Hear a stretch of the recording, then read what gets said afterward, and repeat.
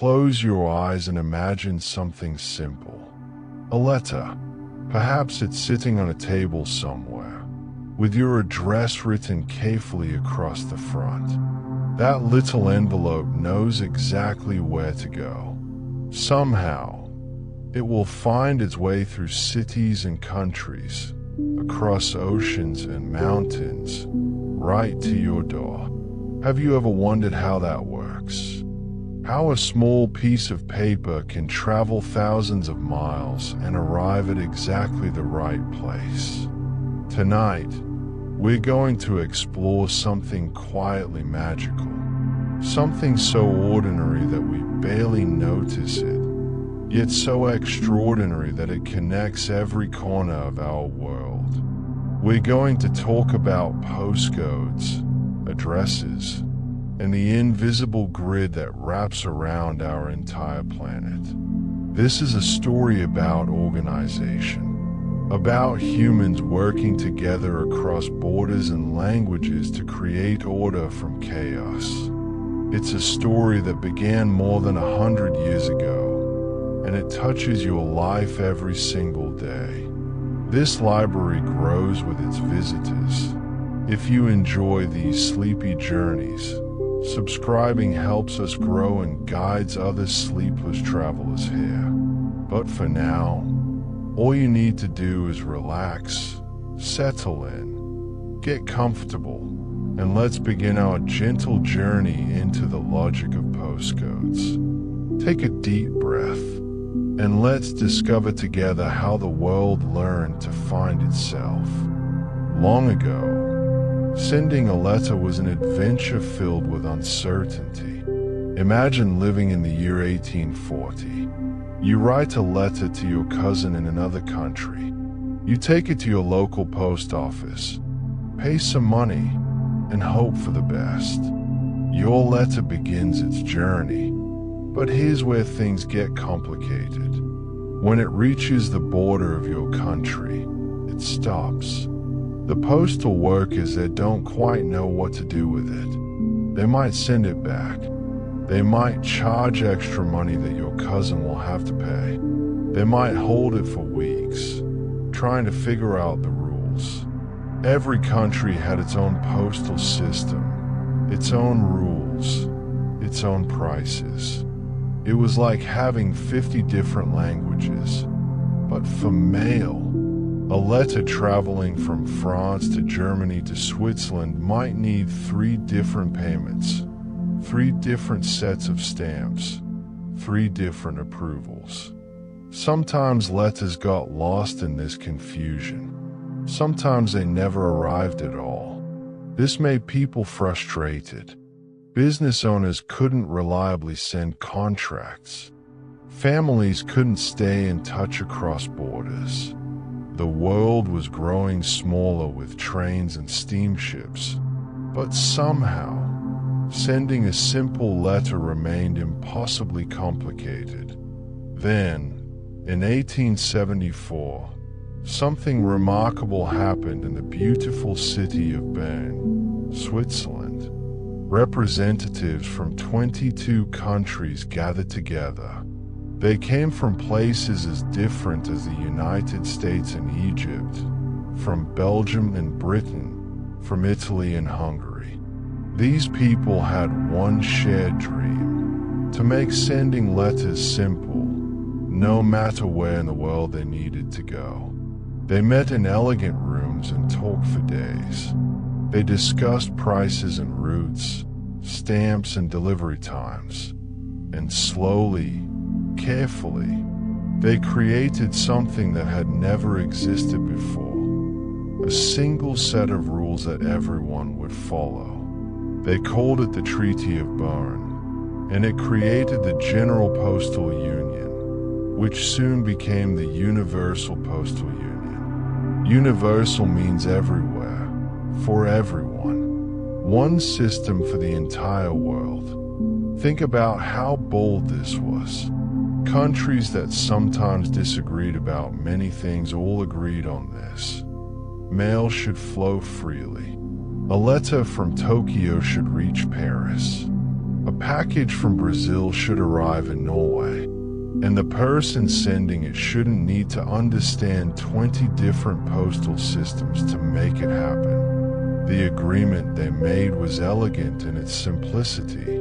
Each country would handle mail from other countries just as carefully as it handled its own. There would be one standard price for international letters.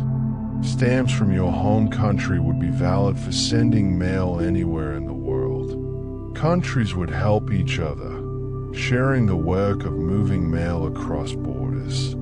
This was one of the first times in human history that nearly every nation agreed to work together on something. It happened even before the United Nations existed, before the World Health Organization, before most of the international groups we know today. The Universal Postal Union, or UPU as it's often called, still exists right now. It's one of the oldest international organizations still working in the world. Its headquarters are still in Bern, Switzerland, the city where it all began. But creating an agreement was just the first step. The real challenge was making it work in practice. And for that, countries needed something they'd never needed before. They needed a way to organize addresses that made sense across languages and borders. How do you create a system that works in Arabic and English, in Chinese and Spanish, in Russian and French? How do you make sure that postal workers in Peru can read an address written in Sweden? How do you organize millions of streets in thousands of cities across hundreds of countries? The answer wouldn't come all at once. It would develop slowly, over many decades. But it would all begin with a simple idea. What if we gave every place a code? What if, instead of just writing a long address in words, we could include a short string of numbers and letters that told postal workers exactly, precisely, definitively where something should go? This idea would eventually become what we now call the postcode, or zip code, or postal code, depending on where you live in the world. But before we explore how these codes work, it's important to understand why they were needed. The Universal Postal Union had created a network. Now that network needed a language. It needed a way to speak clearly across all the differences that make our world so beautifully diverse. As you drift deeper into relaxation, picture those postal workers in 1874, signing their agreement with fountain pens, creating something that would outlast them all. Picture mail beginning to flow more smoothly across borders, connecting people who had never been able to reliably write to each other before. The dream of a connected world was beginning to take shape, and the postcode system would be one of the tools that made that dream real. Now let's talk about something you see every day but might never have really thought about. Those little strings of letters and numbers at the end of addresses. In the United States, they are called zip codes. In the United Kingdom, they are postcodes. In Canada, postal codes. In Germany, Postleitzahl. But whatever they're called, they all do the same magical thing. They turn a location, a physical place in the world, into a code that anyone can read. Let's start with a simple question. What is a code? A code is a way of representing information in a shorter, more organized form. When you see the code NY, you know it means New York. When you see CA, you know it means California. These codes replace longer words with shorter symbols, making information easier to process and less likely to be misunderstood. Postcodes work the same way, but they're even more powerful. They don't just tell you a state or province. They can tell you a specific neighborhood, a specific street, sometimes even a specific building. Let's imagine you're a postal worker in a large city. Every day, you need to sort thousands of letters and packages. Without postcodes, you need to read every complete address, understand which neighborhood it's in, remember which route covers that neighborhood, and sort accordingly. It would take hours just to organize one day's mail. But with postcodes, everything changes. You can glance at those few numbers and letters and instantly know where something goes. Your eyes and brain can process 10001 much faster than they can process New York, Manhattan, the area near Pennsylvania Station. The code contains the same information, but in a form that's faster to read and harder to misunderstand. This is the first piece of logic behind postcodes: compression.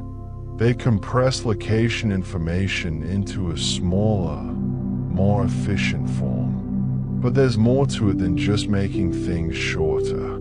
The real genius of postcodes is in how they are organized. Most postcode systems are hierarchical. This word might sound complicated, but it describes something you already understand. Think of how you organize things in your home. Maybe you have a bookshelf. On that bookshelf, you might group books by type. Fiction here, textbooks there, picture books on the bottom shelf. Within fiction, you might organize alphabetically by author's last name. This is hierarchical organization. Big categories that contain smaller categories that contain specific items. Postcodes work the same way. The first part of a postcode typically tells you the largest area, like a region or a big section of a country. The next part tells you something smaller, like a city or district. The last part gets even more specific, pointing to a neighborhood or even a single street. Let's look at a real example. In the United Kingdom, you might see a postcode like SW1A, 1AA. Let's break it down, piece by piece. The first part, SW, tells you a broad area, southwest London. The number 1 narrows it down to a specific district within southwest London. The letter A gets even more precise, indicating a particular sector within that district. Then comes a space, which is important because it separates the outward part of the code from the inward part. The final 1AA pinpoints an exact delivery point. This particular code, SW1A, 1AA, happens to be the address of Buckingham Palace. Those 6 characters can take a letter from anywhere in the world directly to the Queen's official residence. In the United States, the system looks different but follows similar logic. A zip code like 90210 starts with 9, which tells you it's in the western part of the country. 90 narrows it to California, and 90210 specifically indicates Beverly Hills. Modern ZIP codes in the US often include 4 extra numbers, like 90210, 1234. These additional digits can specify a particular building or even a specific floor in a large office building. The system keeps getting more and more precise. Canada uses a particularly elegant system that alternates between letters and numbers, K1A0B1, for example. This pattern makes the codes easy to distinguish from regular words or numbers, reducing confusion. The alternating pattern also helps catch errors. If you accidentally write two letters in a row where there should be a letter and a number, computers can detect that something's wrong. Each country designed its postcode system based on its own needs and geography, but they all share common principles. They are all designed to be read by both humans and machines. Postal workers can understand them at a glance, but computers and sorting machines can also read them, processing thousands of pieces of mail per hour with remarkable accuracy. They are all designed to be relatively short. Imagine if postcodes were 30 characters long. People would make mistakes copying them. They take up too much room on envelopes. They'd be hard to remember. Most postcode systems use between 5 and 8 characters, a length that's short enough to be practical, but long enough to be very specific. They are designed to be resilient to errors. Many postcode systems use patterns that make mistakes obvious. If you write 101, when you mean 101, putting a letter O where there should be a number 0, the system can often detect that error because it knows which positions should have letters and which should have numbers. Think about the intelligence built into these simple strings of characters. Each one is like a tiny map, a set of directions compressed into a code. When you write a postcode, you're not just writing random numbers and letters. You're writing coordinates on an invisible grid that covers the entire world. This grid isn't drawn on the ground. You can't see it from an airplane, but it's just as real as any map. It exists in postal databases, in sorting machines, in the knowledge of millions of postal workers. It's a human-made system of organization that wraps around our planet, touching every address, every home, every business. And here's something beautiful. This grid keeps evolving. When new neighborhoods are built, they receive new postcodes. When cities expand, the system expands with them. When countries change, postcodes change too. The grid is alive, constantly updating itself to match the changing world. As you relax and breathe deeply, think about the postcode of your own home. Those few simple characters connect you to this global system. They mark your place on Earth in a language that postal services worldwide can understand. They are your coordinates in a network that spans continents and oceans. The logic of the alphanumeric string is really the logic of human cooperation. It's a logic of taking something complex, our messy and beautiful world full of millions of addresses, and finding a way to organize it that everyone can understand and use. In a few characters, a postcode answers an ancient question: where are you? And it answers in a way that helps you connect with anyone, anywhere. The codes are simple, but the system they create is extraordinary. Let's take a journey now into a place most people never see.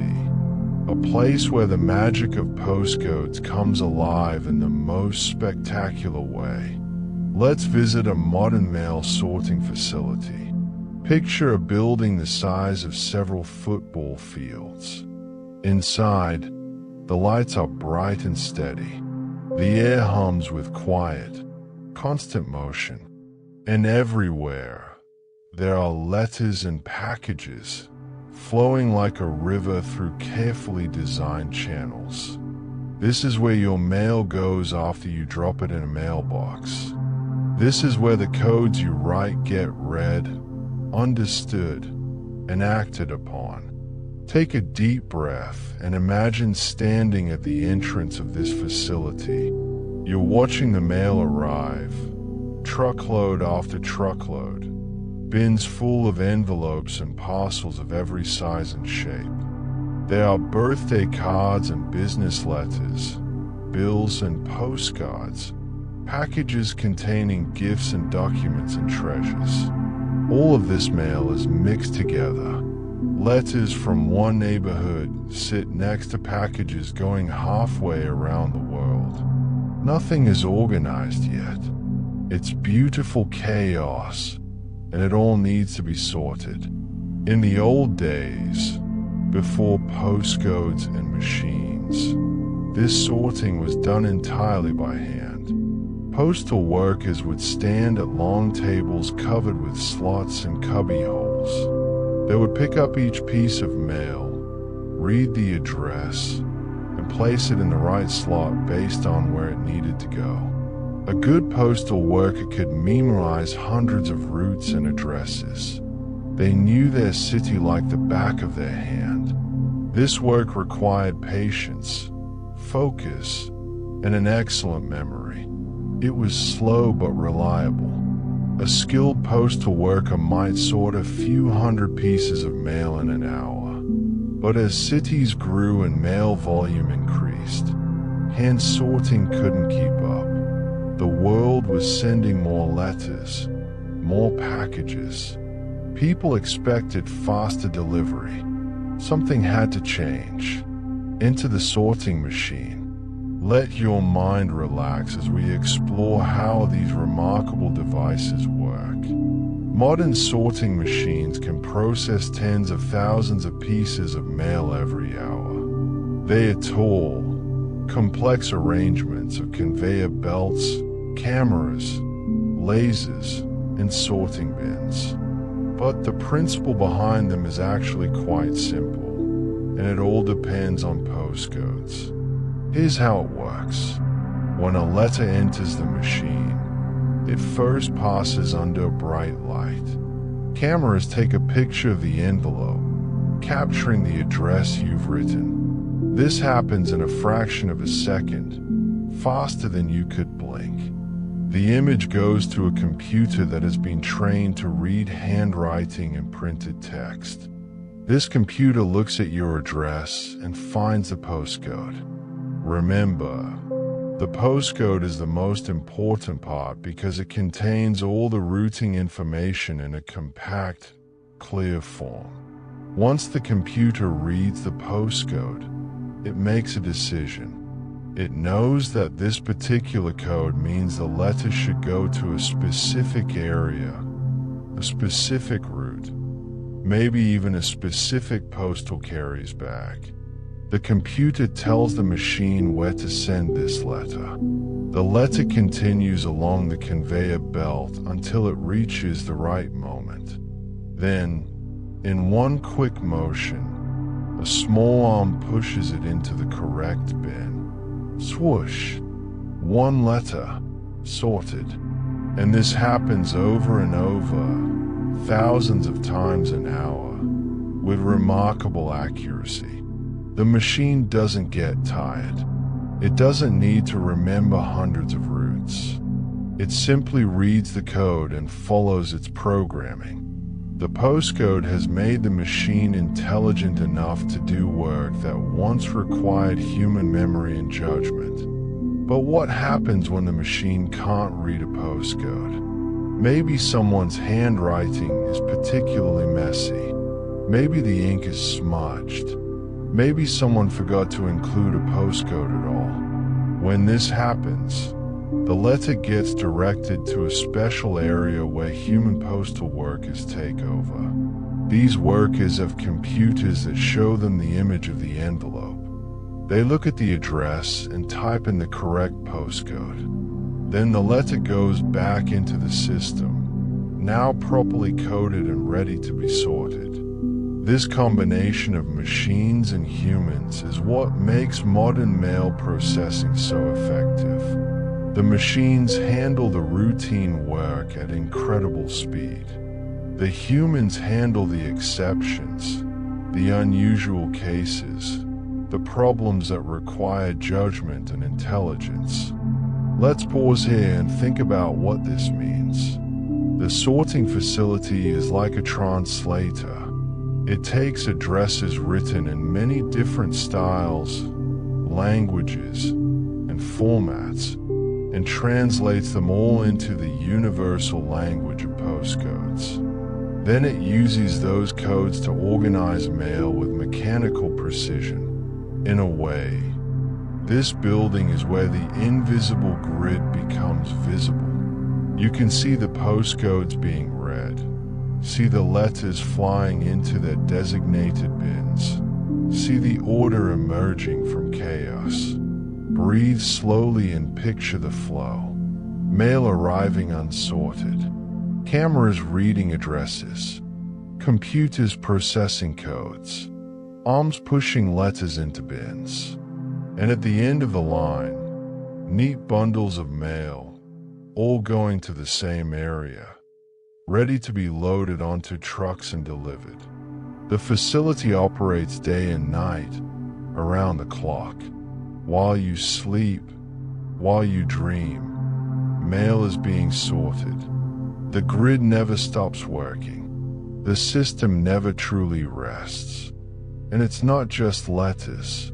Packages go through similar processes, though they often need different machines because of their size and weight. Some facilities have sorting systems that can handle anything from a small envelope to a box as big as a suitcase. The postcodes on packages work exactly the same way as those on letters. They are read, decoded, and used to route the package to the right place. A package with a postcode gets sorted automatically. A package without one requires human attention, which slows things down. This is why postcodes matter so much in the modern world. They are not just helpful. They are essential to keeping the system running at the speed and scale we expect. Think about it. You can drop a letter in a mailbox on Monday afternoon, and it can arrive at someone's home hundreds of miles away on Wednesday morning. This miracle of speed and reliability exists because of the industrial sorting office and the postcodes that feed it information. The building itself might not be beautiful in a traditional way. It's functional, designed for efficiency rather than elegance. But there's a beauty in watching the system work. There's something peaceful about seeing order created from disorder, seeing the right letter find its way to the right bin, knowing that behind all this mechanical precision is a simple code that humans invented to help us connect with each other. As you drift deeper into relaxation, imagine your own letters and packages passing through such a facility. Imagine the cameras reading your carefully written postcodes. Imagine the machines sorting with quiet efficiency. Imagine your words and gifts beginning their journey to the people you care about. The sorting office is a hidden world, but it touches your life more often than you might think. Every letter you receive has passed through this process. Every package that arrives at your door has been read, coded, sorted, and routed. The industrial sorting office is where the logic of postcodes becomes action. It's where codes turn into delivery. It's where the system proves itself, hour after hour, day after day, moving mail across the invisible grid that connects us all. And it all starts with those few simple characters at the end of an address. Now let's think about something even more interesting. Let's think about what an address really is, and how postcodes have changed the way we understand location itself. When you write an address, what are you really doing? You're describing a place. You're giving directions. You're saying, here is where to find me in the vastness of the world. For most of human history, addresses were descriptive. They told little stories. You might live at the house by the old oak tree, near the river, in the village of Millbrook, or the Red Door on Market Street, 3 buildings past the bakery. These addresses made sense to people who knew the area. The oak tree, the river, the bakery. These were landmarks everyone recognized. But to a stranger, to someone from far away, these descriptions could be confusing or meaningless. As cities grew larger and the world became more connected, we needed a different approach. We needed addresses that work like mathematics instead of stories. We needed geometry. Let your mind settle into this idea. Geometry is the mathematics of space and shape. It's about points, lines, and patterns. And modern addresses, especially with postcodes, are essentially geometric. Think about it this way. Every place on Earth can be described using coordinates. If you've ever used a map app on a phone, you've seen this. Every location has a latitude and longitude, numbers that pinpoint exactly where it is on our round planet. But latitude and longitude aren't very friendly for everyday use. Imagine telling someone your address is 51.5074 degrees north, 0.1278 degrees west. It's accurate, but it's not practical. You can't easily remember it. You can't write it quickly. It doesn't tell you anything about your neighborhood or city. Postcodes are like a human-friendly version of coordinates. They divide the world into geometric zones, each with its own code. These zones fit together like pieces of a puzzle, covering every deliverable address on Earth. Let's imagine this visually. Picture a city from above, as if you're a bird flying high in the sky. Now imagine drawing lines across this city, dividing it into sections. Maybe you draw one big line through the middle, splitting it into north and south. Then you draw more lines, creating smaller sections within the larger ones. Keep dividing, getting more and more specific, until every street, every building, has its place in this geometric pattern. This is essentially what postcode systems do. They create a geometric grid, invisible but real, that organizes space in a logical, systematic way. Different countries have created different geometric patterns. Some divide their territory into regions of roughly equal population. Some divide based on geographic features like rivers or mountains. Some use a radial pattern, with code spreading outward from a central point like ripples in water. In London, for example, the postcode system radiates from the center of the city. There's East London, E, West London, W, North London, N, and South London, S. Then there are combinations like Northwest, Northwest, and Southeast, SE. Each direction gets its own codes, creating a pattern like slices of a pie. In the United States, zip codes flow from east to west. Codes beginning with 0 are in the Northeast. Codes beginning with 9 are on the West Coast.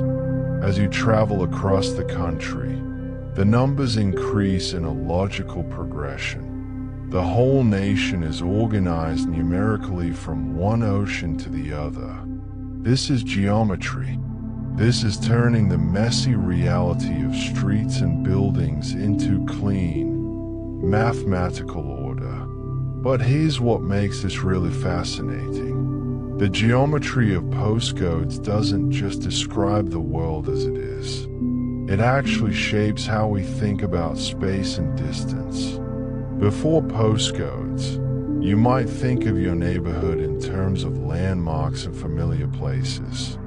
I live near the park, you might say, or I'm close to the train station. With postcodes, you gain another way of understanding your location. You can say, I'm in postcode 10001, and anyone with access to the postal system immediately knows where that is, even if they've never visited. The code places you in a specific geometric position within the broader grid.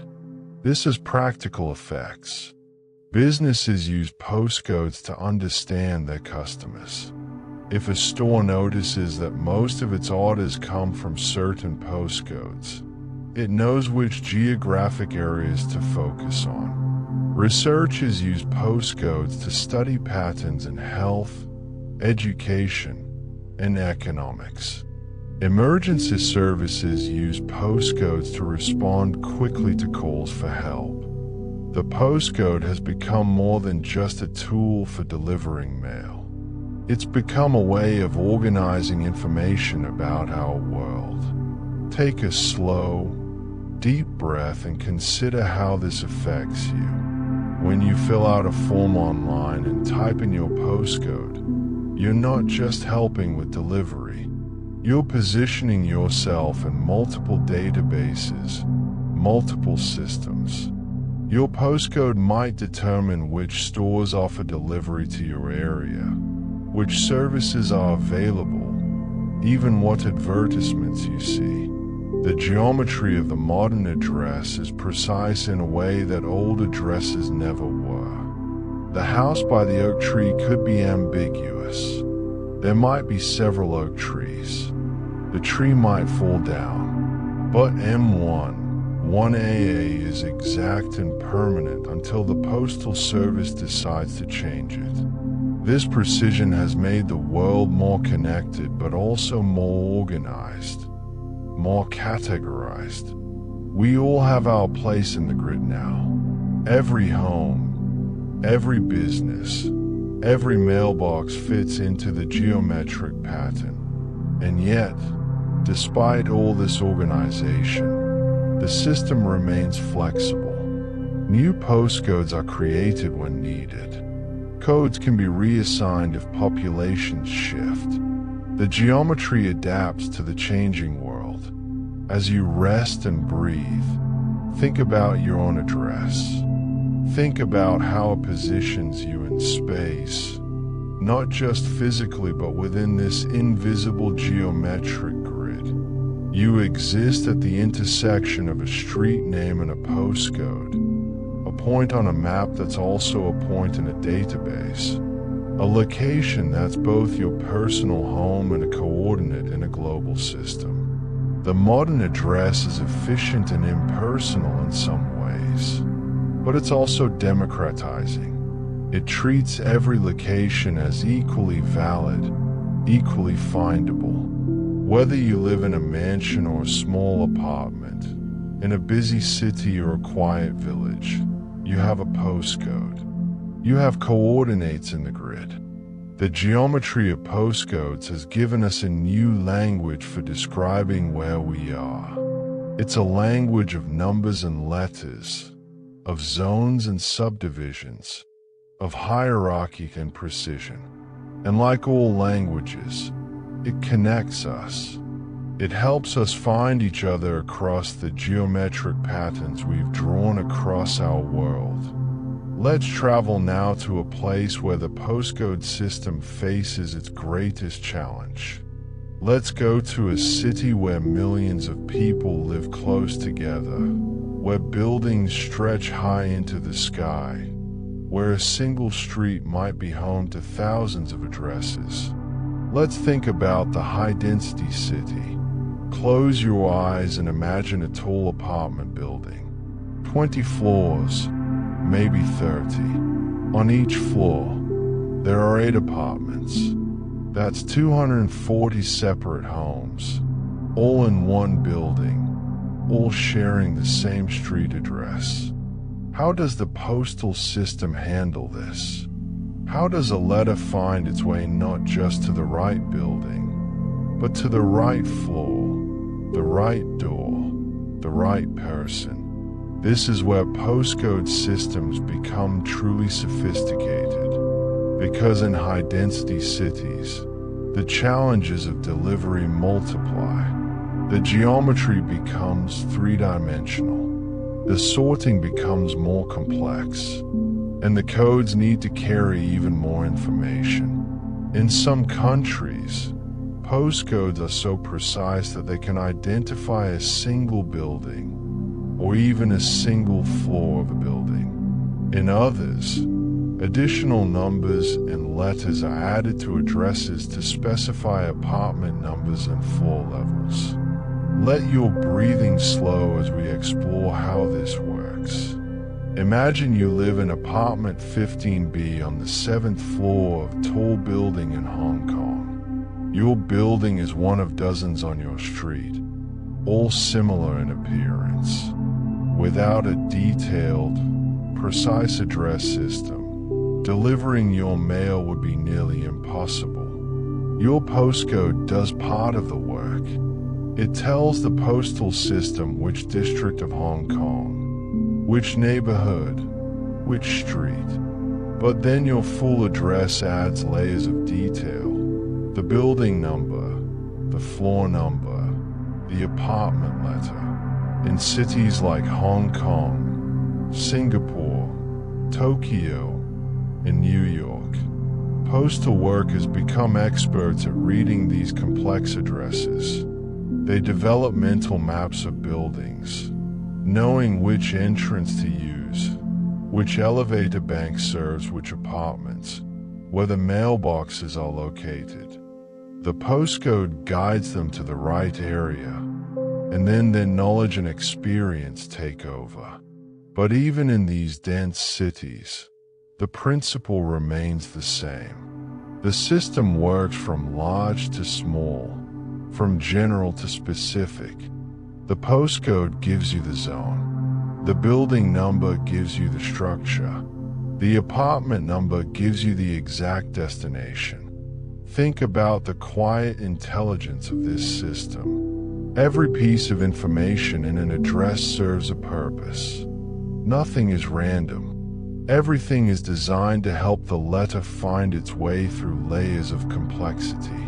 In some cities, the challenge isn't just vertical density, but horizontal density too.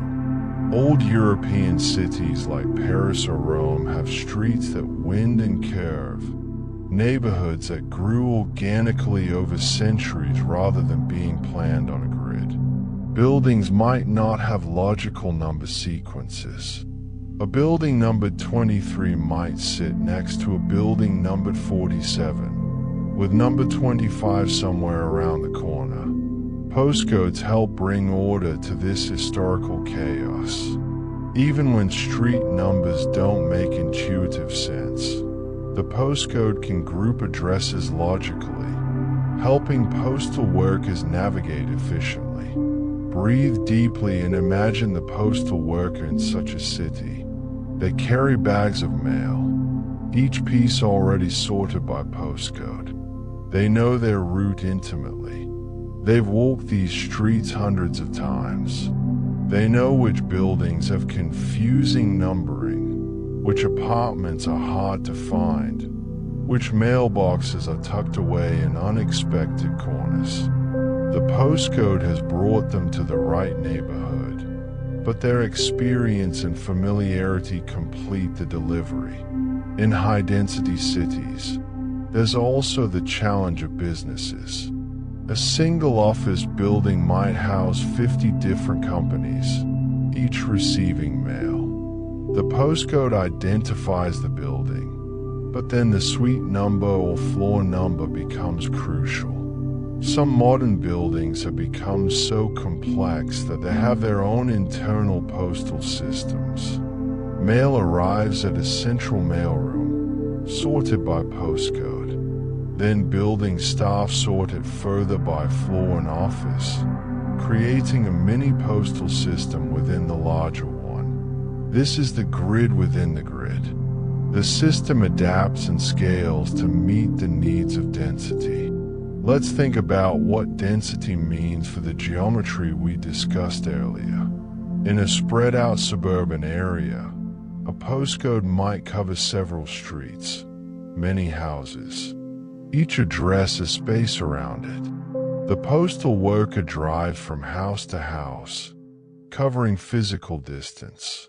In a dense city, a single postcode might cover just a few buildings, but those buildings contain hundreds of addresses stacked vertically. The postal worker might not cover much horizontal distance at all, but they'll climb stairs, ride elevators, navigate hallways and corridors. The geometry becomes three-dimensional. The grid extends not just across the land but up into the air. And in the most extreme cases of density, like in some parts of Tokyo or Mumbai, the system has to be even more creative. Some buildings are so large and complex that they function almost like small cities themselves. They might have their own internal postcode systems or subaddress schemes that work within the larger postal framework. Relax your shoulders and consider how the postcode system handles all this variation. From rural areas where one code might cover miles of farmland, to urban cores where one code covers a single city block, the system flexes and adapts.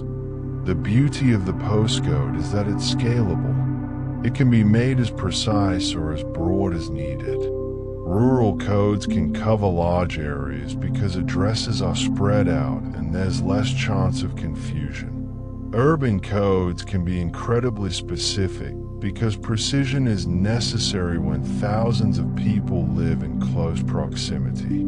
This flexibility is what makes the system truly global. It works in the emptiest deserts and the fullest cities.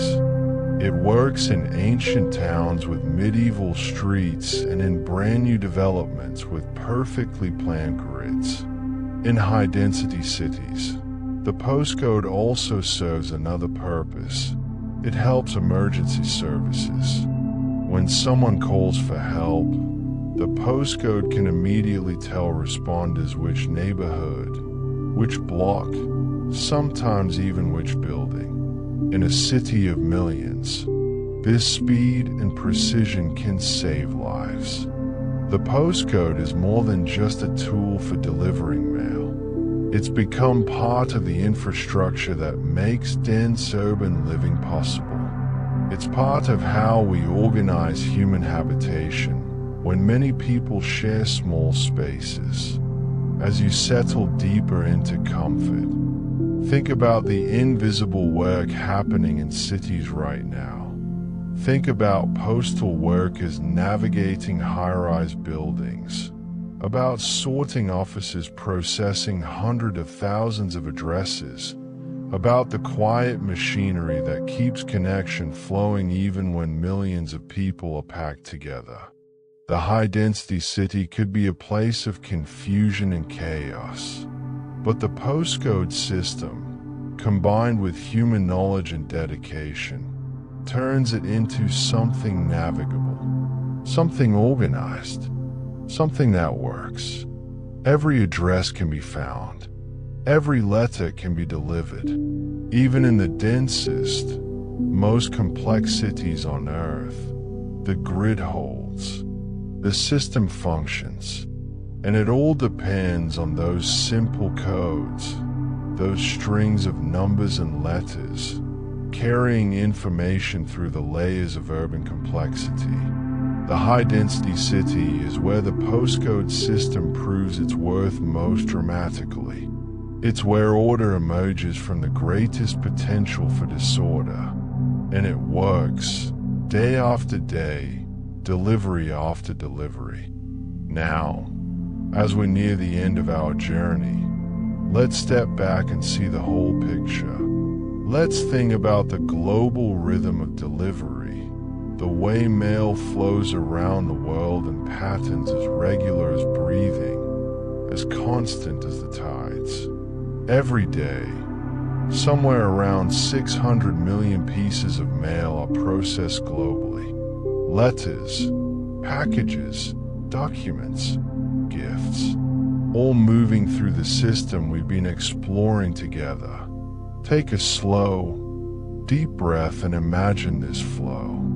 It never stops. Right now, at this very moment, mail is being collected from mailboxes, sorted in facilities, loaded onto trucks, trains, and airplanes, delivered to doors. The system operates in rhythms, daily rhythms, weekly rhythms, seasonal rhythms. Each morning, postal workers begin their routes.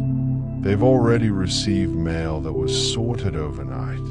They follow paths they know well, guided by postcodes that have organized the mail into efficient bundles.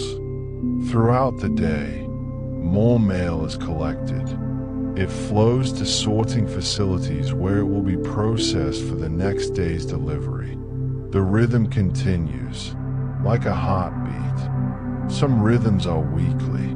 In many countries, mail moves slower on weekends. Sorting facilities run with smaller crews. Deliveries might pause. Then Monday arrives, and the volume surges. The system adapts to this predictable pattern. There are seasonal rhythms too. December brings floods of holiday cards and packages. The system strains but holds, strengthened by temporary workers and extended hours. After the holidays, the flow returns to normal, like a river after a flood. Let your mind drift across the world, watching these rhythms play out in different time zones.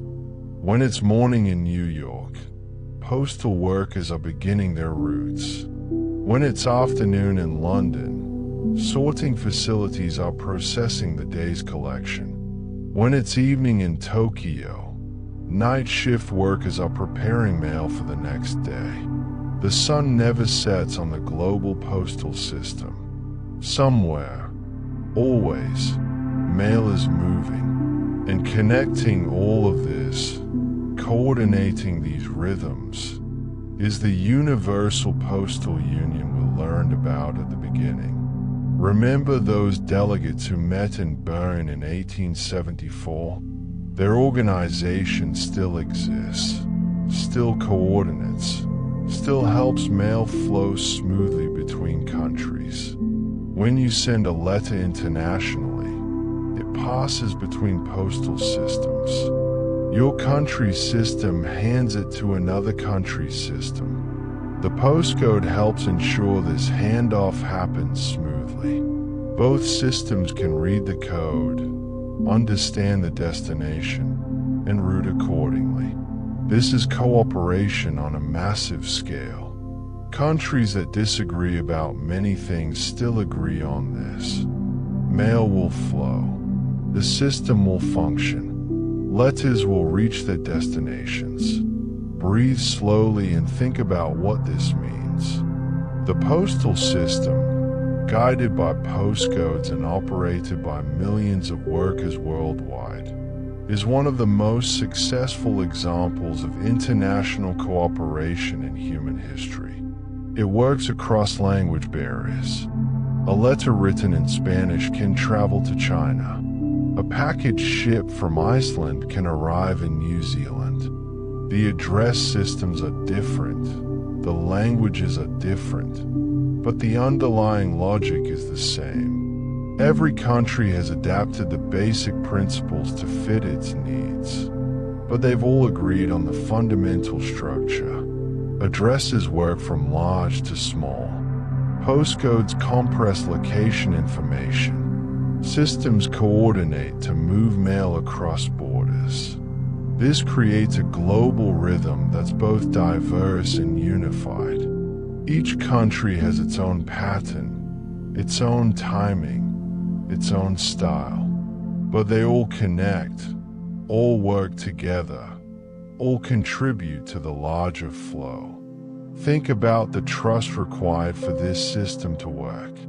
When you drop a letter in a mailbox, you trust that strangers will handle it carefully. Postal workers in your country, then perhaps in other countries, people you'll never meet, will all do their part to move your letter closer to its destination. And remarkably, usually, they do. The system is amazingly reliable. Most mail arrives. Most packages make it. The trust is justified. This reliability creates its own rhythm in our lives. We know that if we mail something on Monday, it will likely arrive by Wednesday or Thursday. We can plan around this. We can depend on it. Businesses operate based on this rhythm. They know when to send invoices, when to expect orders, when shipments will arrive.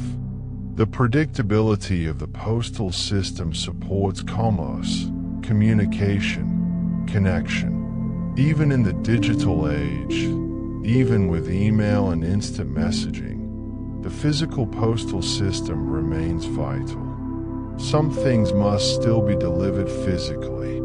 Documents requiring signatures, packages containing goods, cards and letters that carry a human touch that digital messages can't replicate. The rhythm continues because the need continues. Let yourself relax completely now as we think about your place in this rhythm. Every time you receive mail, you're experiencing the end result of a process that began somewhere else, that flowed through the system, that was guided by postcodes and sorting machines and postal workers' knowledge. You're connected to this global grid. Your address exists in databases around the world. Your postcode marks your location in a system that spans every continent except Antarctica. When you write an address and include a postcode, you're participating in this rhythm.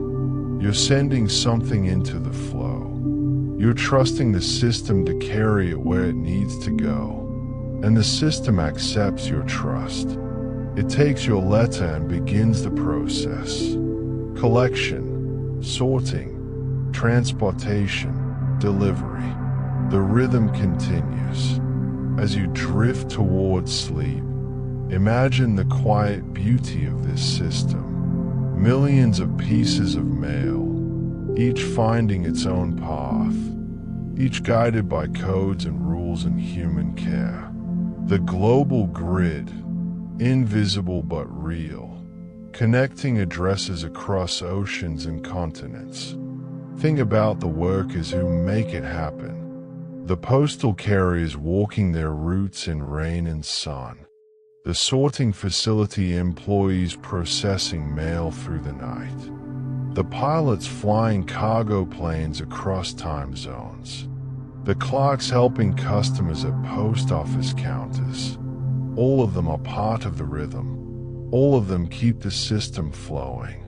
The postcode is just a tool, just a string of characters, but it enables something much larger. It enables connection. It enables reliability. It enables a global system that works day after day, year after year, touching billions of lives. As your breathing slows and deepens, as you settle into rest, you can appreciate this quiet miracle. The mail flows. The system works. The grid connects us all.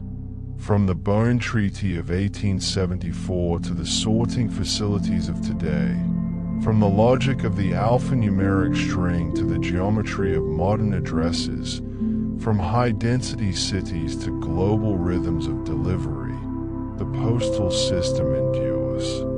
And at the heart of it all are those simple postcodes, marking our places on Earth, guiding letters and packages home, connecting us across the invisible grid that wraps our world. Sleep well, knowing that even as you rest, the system continues. Mail is moving, workers are sorting, deliveries are being made. The global rhythm of delivery never stops. And tomorrow, when you see a postcode, you'll understand it differently. You'll see not just numbers and letters, but a coordinate in a worldwide system, a point on the grid, a connection to everyone, everywhere.